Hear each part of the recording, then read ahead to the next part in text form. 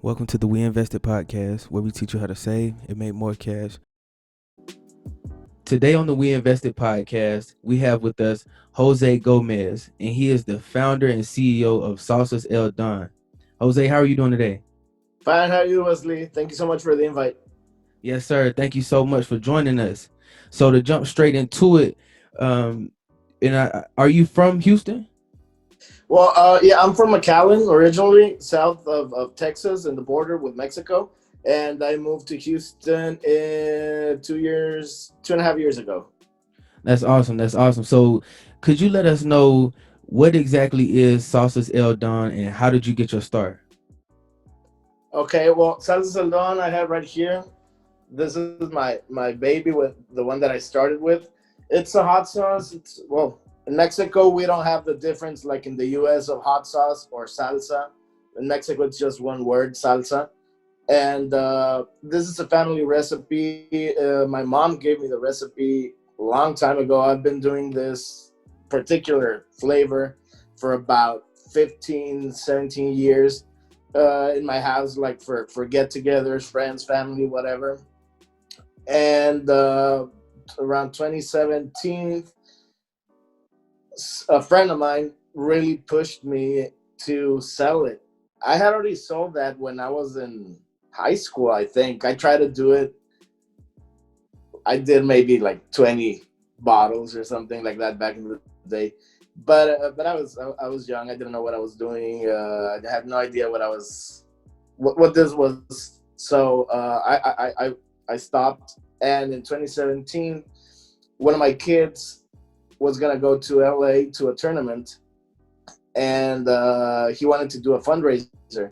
So he told me that if I could help him for him to get something to sell. So we decided to do the salsa of chile de árbol and garlic. And was that I would get and he was gonna sell it, so he could earn his money and go to Disney and some I don't know where else. So after the first weekend, we never stopped, and I mean, I did that like like for a year in McAllen until I moved to Houston, and in Houston is where it really started as something serious, and now I have three flavors. I have two other products, and never thought that something that I was so passionate about and more like a hobby, because before I started selling it, I would just make like a big batch for me, and sometimes I did way too much, so I would just give it out to friends because I knew that they enjoyed it. So being here right now with a product, with a real business, I mean, it's amazing. Awesome, man. And so how did you come up with your company name? Okay, the name, that's a funny story, because first when I started selling it, obviously it didn't have a name. Then I usually have a hashtag in my personal social media that is Sanaba Biscuit. Sanaba Biscuit means like son of a biscuit, but literally like spelled as you would pronounce it in Spanish. So it's like more like a Mexican joke. And when I started, I went to a meat shop owned by a couple of friends of mine, and I asked them if I could sell my product there. So they told me that of course, but they were not just gonna sell a bottle without a label. That I needed a label with something. So I came up with Sanaba Biscuit because that was my catchphrase or whatever you want to call it. So I stuck with that name like for a month and a half. And the CEO of the company that I worked for in McAllen, I presented the product to him and all that, and he asked me, "What do you want to do with this? I mean, this is good. I liked it, but I mean, are you sure about the name? Because the name, I mean, it's not everybody's gonna get it, and if you're gonna sell in the U.S., who's gonna understand that? You have to be a little bit more formal." So I started thinking about names, and a good friend of mine and I started thinking about a name.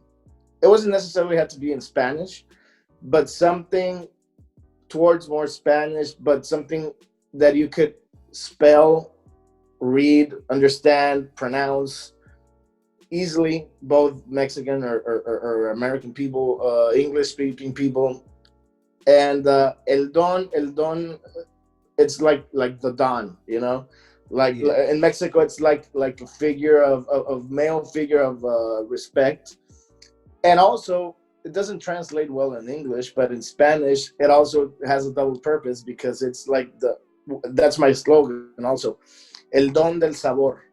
In English, that's the gift of the flavor, kind of like that. So I liked it. It was pretty easy to pronounce.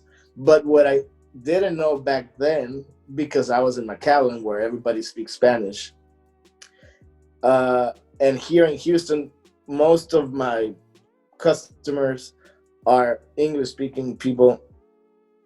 They think that my name is Don. So when I do markets, they ask me if I'm Don. So I laugh and I have to, no, I'm Jose. And I explain everything. Oh, okay. So now they get it. But again, I mean, that was back in 2017. So I had no idea this was going to grow this much. So I didn't even imagine that type of situations. For sure. So like how important was it for you to like kind of keep your culture intact with like what you're doing, like to make sure it's still represented who you were and what you believe in? Okay. So after the first month and a half, I came up with this one, Salsa Verde. This is like the most Mexican thing that you could ever find. And because every food truck, every restaurant, every whatever with food involved in Mexico has a different type of salsa verde.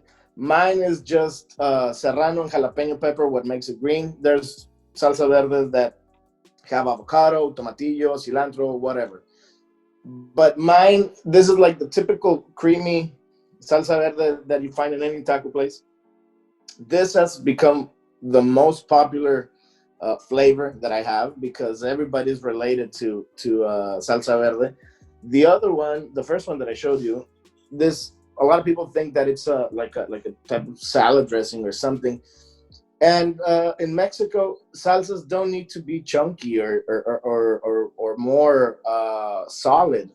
A salsa or a hot sauce is it's some mix of different ingredients with peppers, and it's not necessarily something that has to be crazy hot. I mean, as long as it has a little bit of heat, that's a salsa.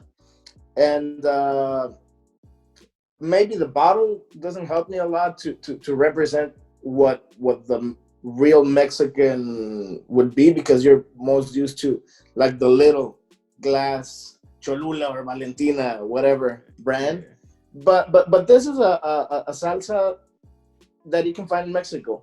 The third one that I have, it's Chile habanero and limon. This is very popular. This is my personal favorite right now because I'm more of a citrusy acid flavor kind of guy. And that took me like about 8 months to get it into the market because I really needed to make it perfect. It started as kind of like a hot sauce marinade because the main purpose for me on that one was something to do chicken wings. And turns out that with the acidity of the lime and the heat of the pepper, of the habanero pepper, it really goes great with everything except scrambled eggs. I mean, because, I mean, for me, but I use it to marinate. I use it on pork, on chicken, whatever. This could be like the least Mexican or traditional Mexican thing because maybe of too much lime.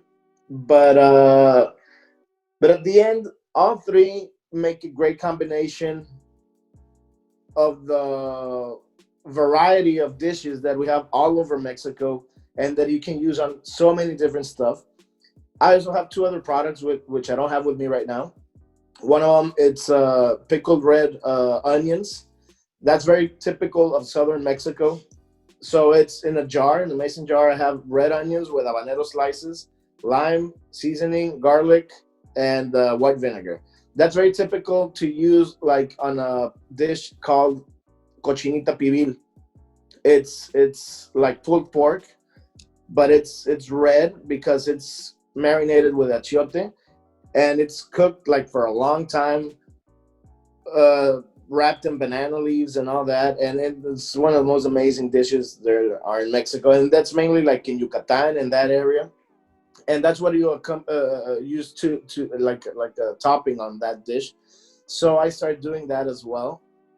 And when I started, I didn't even think about selling it because it's so simple, but yet so complex because everybody has their own version.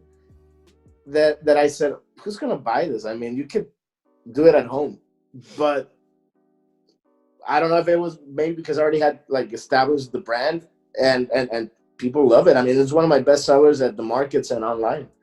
And the other product is the seasoning, a seasoning rub that is a mix that I use to season the onions.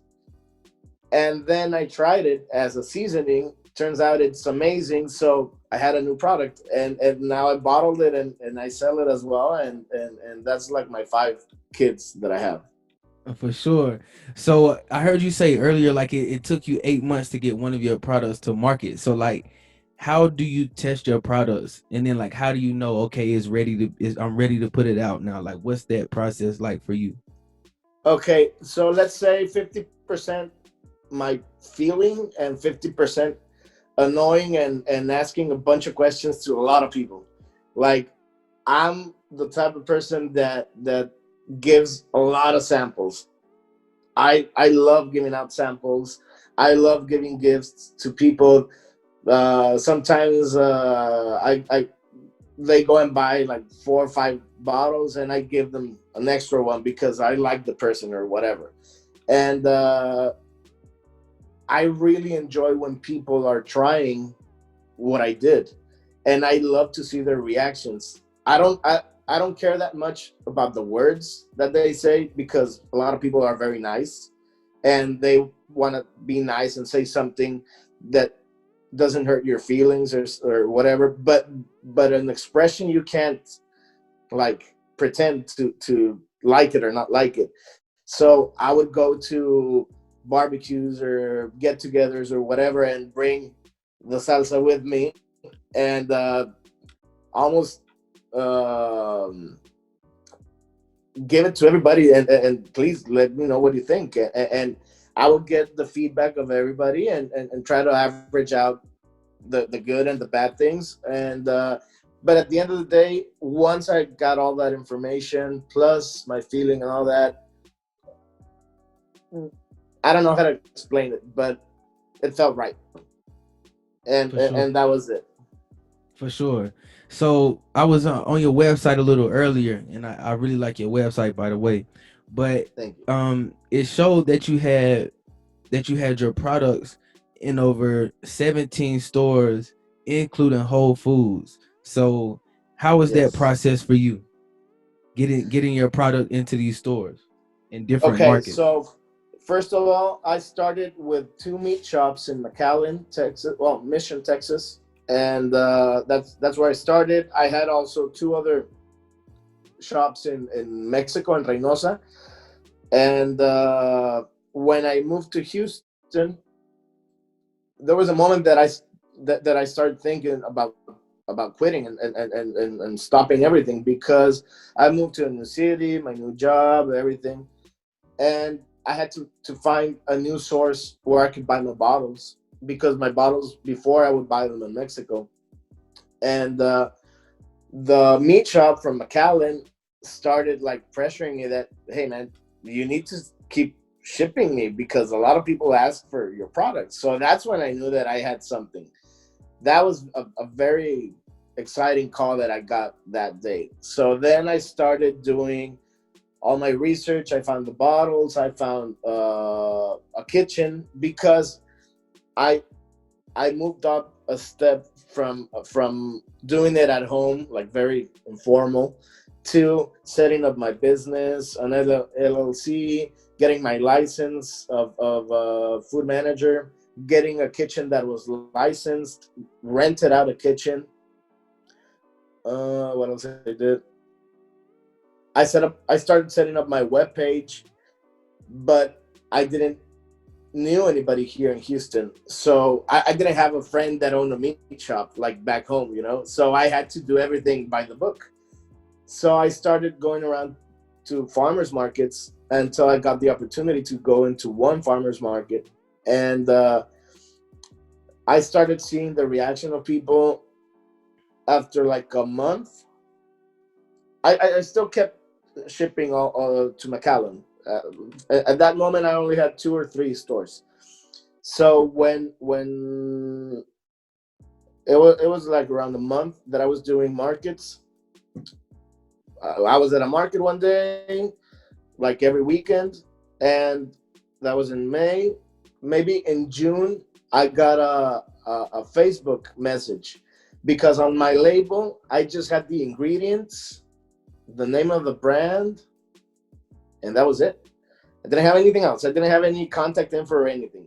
So I got a message on my Facebook page, and the logo or the picture on the profile was the logo of Whole Foods. And this person that I still haven't met like in person. My name is so and so. I'm a local forager for Whole Foods, and I bought your products this day in this market, and we love them. And I was wondering if you would be interested in working with us and selling your product with us. I had to read that message, I don't know, 5 or 6 times because I thought it was a joke. I Yeah. I mean I couldn't believe it because I wasn't I wasn't thinking about that at that moment. I was just doing my thing, doing markets and learning. So that's when everything started happening because I got my nutritional facts. I got my barcode, and I started the deal with them. That was late June, and the deal was that we were gonna start in November 2019, and the opening of just one store in the Midtown area of Houston. So it was. I mean, I'm the kind of person that cannot keep a secret or cannot, like, I wanted to like yell to everybody what was going on, but I said I gotta keep Exactly. it. Yeah, I gotta keep it cool, and I gotta be quiet with this, and I gotta be very careful because I don't want this to fall or whatever. So it was very very exciting for me to have that, and that was in November. Yeah, so like a week before I started telling people. Now, when it was a sure thing that my products was already in the shelves on the store before they opened. So after that, even though it was just one store, that opened the doors like for a lot of other stores. And I have 12 stores of Whole Foods in Houston, 2 other stores of local stores that's local foods. There's also one store in San Antonio called Royal Blue Groceries, and the ones in McAllen. So, I mean, the, the most important or the most exciting part of all that I just said was that message from Whole Foods because that was like the big leagues, you know. The others, I'm super grateful. It's an honor to be in whatever store I can have the opportunity to be. But it's different because even though I'm the one of the little guys, the small businesses or whatever, I'm on my way to grow. So it's part of the process. So it's becoming like not normal, but it's how it's supposed to be going. So uh, probably the next time that I get super excited is when I land like another big name brand store. And when you finally got the chance to tell your family, like your family and friends, okay, I'm gonna be in Whole Foods now. Like, what was their reaction to it? I mean, they were so excited. When this happened, I have my job, like my day job, and this is a side hustle. So when I still remember the day, November 7th of 2019, that the store opened, and I had to go to work from 6:30 to 2:30. And my aunt and uncle that live here in Houston, and my family went with me. I don't know how to explain it, because even though I had told a few friends and a few family members, I didn't say anything, like I didn't make anything public until that day that I went to the store. And when I saw my products on the shelf, and I took pictures and I posted it in my social media, like the personal and the business social media, the response of all my friends, and social media, you have a lot of close friends, but you also have people and people that I know, people that are close, people that are not so close, to see their reactions, and everybody sharing the post, and everybody writing such beautiful words. It was like, I don't know how to describe it. It was like a dream come true.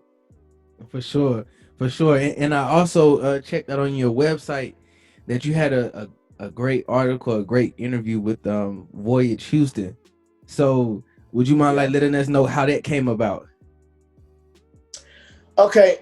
Yeah. That was. I'm trying to remember who it was. I can't remember who it was. But there's a very strong vendor of farmers market community, at least here in Houston, where you know a lot of people, and maybe you're not friends of theirs, but you know them, or they know who you are and all that.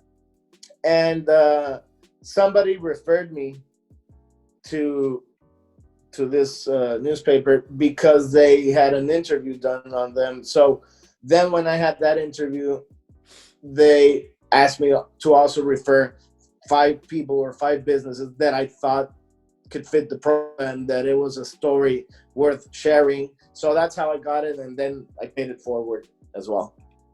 For sure, for sure. So did you always like have an entrepreneurial spirit, or is this something that just kind of like developed over time?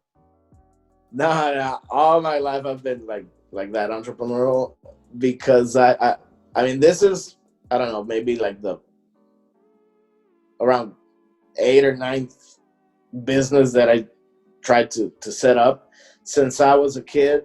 I've always been hustling and trying to do something for, and like for a business. And this one was like the perfect combination, because it was something that I really enjoyed, something that I was really passionate about, something that I knew how to do. Again, something that I enjoy, because I love cooking and I love eating. And at the beginning, I'm pretty sure that I was losing a lot of money, because I would, before I was in the meat shop, I would sell it like directly from Facebook to my friends, and I would spend more money on gas delivering it to their homes than what I was making for the bottle, But I didn't care, because it was something that I really loved, and hearing the feedback, and reading what they had to post in my Facebook page, or tagging me with a picture of my product and their taco or whatever. It's something so hard to explain, but once you hit it and you do it, you know what I'm talking about.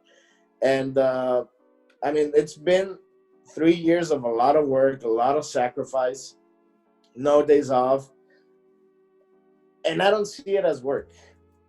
I mean, I'm looking forward to every weekend to going to the market, or I'm looking forward for that email that I need to send to somebody, or for that email that I should receive about a deal that I'm gonna do or not.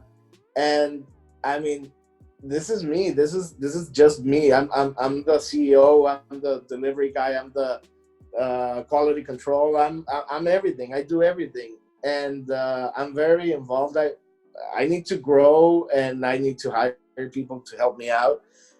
But it's this is my life. I mean, I'm thinking and talking about salsas 24/7.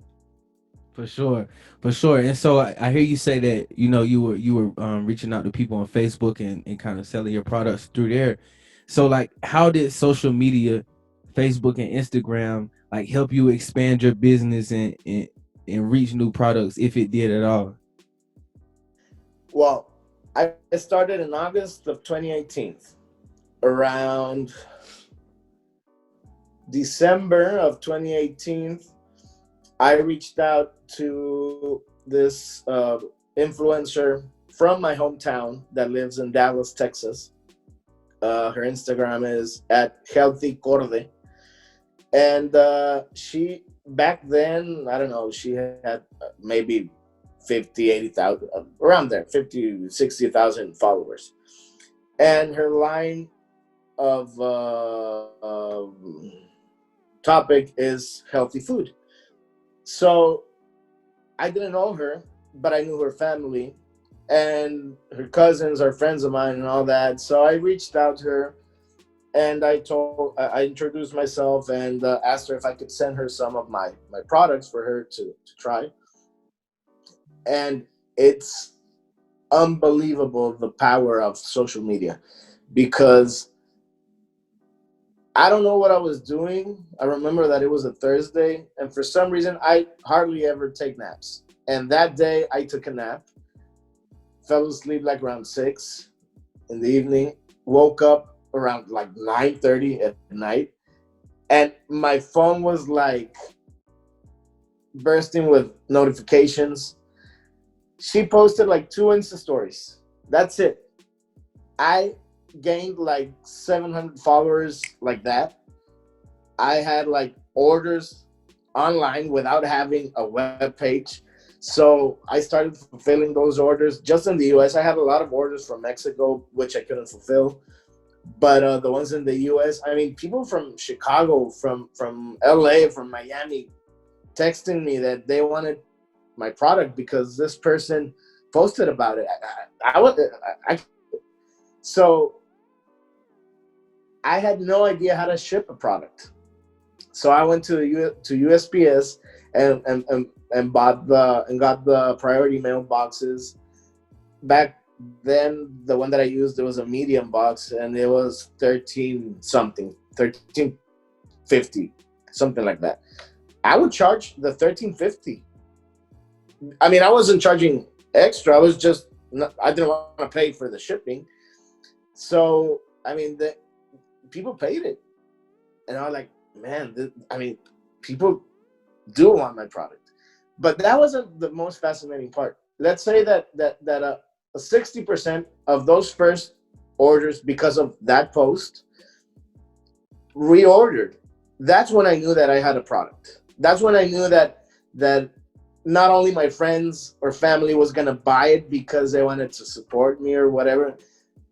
People that didn't know me and bought the product and liked it were buying it again. That's when I knew that I had something. So I started doing a lot of research. I've done a lot of research. I mean, hours and hours and hours of being online, screwing things up and then fixing them, and doing whatever it takes to finally get the service or the products that I need to become a better company. For sure. And that's kind of a great segue into my next question. So like, can you remember some business mistakes that you made early on, or maybe Oh, even a lot. recently, that you can maybe tell to the next person, like, okay, avoid this, or don't do it this way. Like, is there anything that specifically comes to mind? Well, I this is not a mistake. This is an advice. Don't be afraid to ask. Ask whoever you can. Ask whoever you think might give you the answer. If not, just go and try it. There's a lot of mistakes that I've done. I can't like remember one in particular because there's been a lot. But I don't regret making those mistakes because that made me learn. Um, the shipping. I mean, the shipping. If you want to do something in e-commerce, I think the shipping is something very important. follow the advice that somebody gives you, because, well, yeah, that's one big and very important advice. And that's one of the mistakes that I made at the beginning, that I reached out to a couple of people that knew what they were talking about, and I asked this question and they answered it, and then they started giving me some other type of advice, which I thought that I was already like covered, or that I didn't need that advice. Turns out I did. And I mean, listen to everybody's advice, and don't take it for granted, and be receptive to every comment that you have, because I mean, that when I learned that, that's when I started asking everybody, you know what, I'm not interested in kind words that you need or you want to say to me. I want you like to destroy me and to tell me everything that's wrong with my product, because that's what I want to fix. For sure, for sure. So, what would you say is your favorite part about being an entrepreneur? Uh, with with my brand Salsas El Don in particular, this is something that I made from scratch. It didn't exist before I started combining everything. And what I've learned doing the markets, hearing what people have to say about me or my products, Salsa El Don,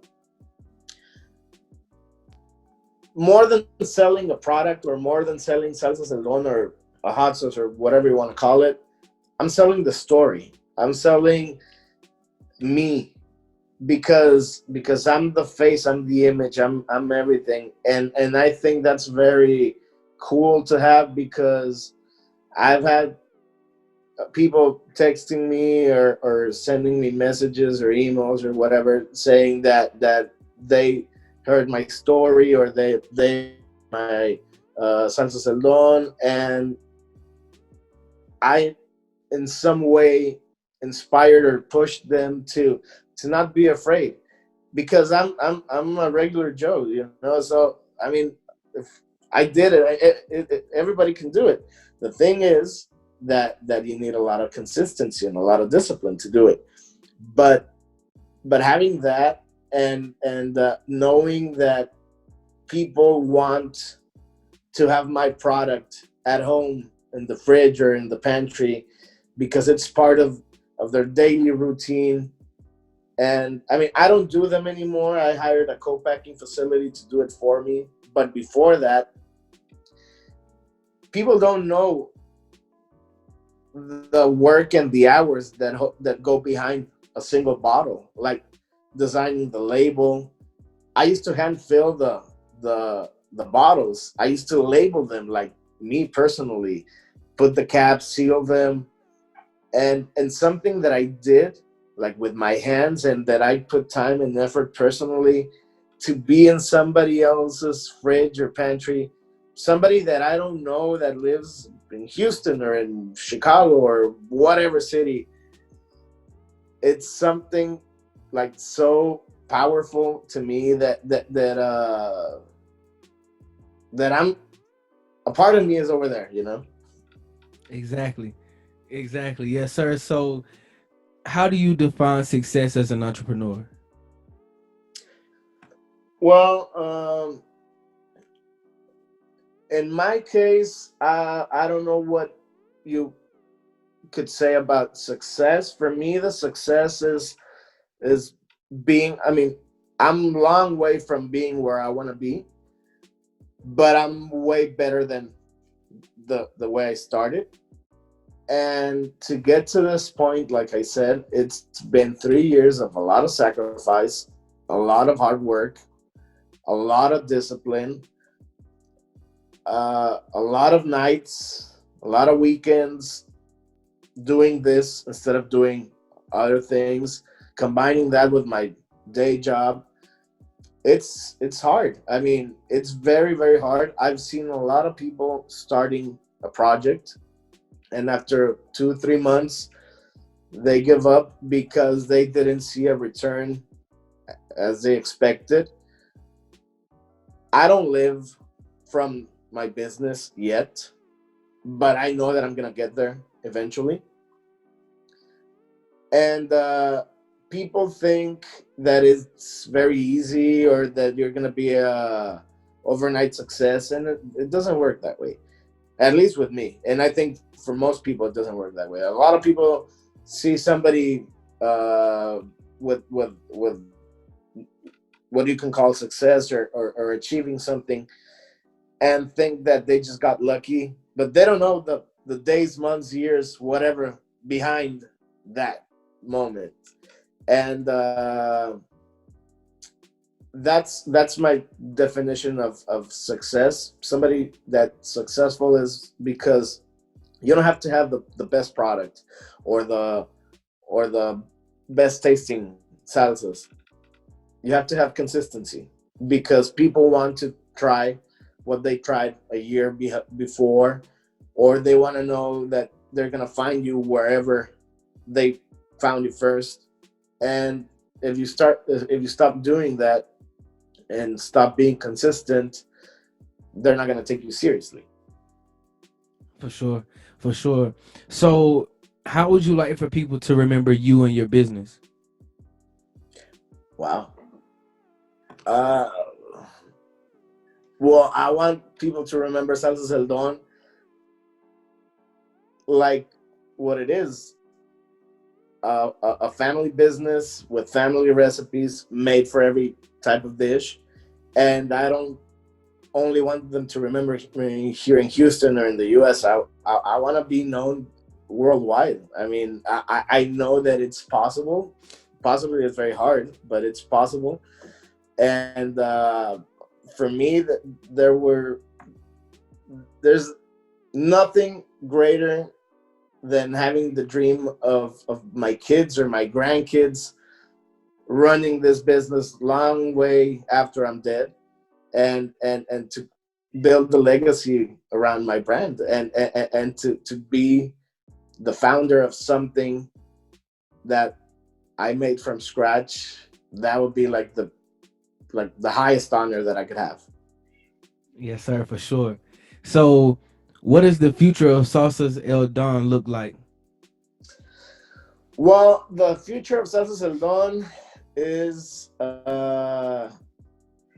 I'm betting everything right now into retail stores. I'm working very hard on learning everything I need to know on e-commerce. I joke a lot when I'm in the markets with my customers that sometimes go to the farmers markets and sometimes they just order online, because one of my main goals right now with my webpage, and because I have USPS as a shipping partner, is that if you order today before 5 p.m., your order is gonna be fulfilled today, and 2 days later you're gonna have it. So I say every time I say that I want to be like the Amazon of hot sauce, I like because that. for me that's like more than the sauce. I want to sell the experience, the customer service, and also I want to be in the best and in the most known retail chains in the U.S.